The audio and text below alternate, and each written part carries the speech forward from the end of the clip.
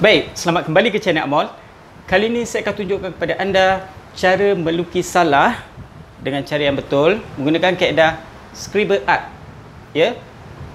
Cara melukis Salah dengan cara yang betul. Salah ke betul saya cakap ya?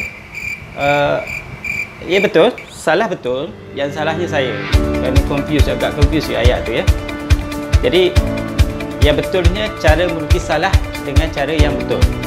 Ya. Okey, mari. Baik, sebelum tu jangan lupa ya untuk subscribe, like dan komen channel ArtMall untuk saya berkongsi lebih banyak lagi video-video yang menarik.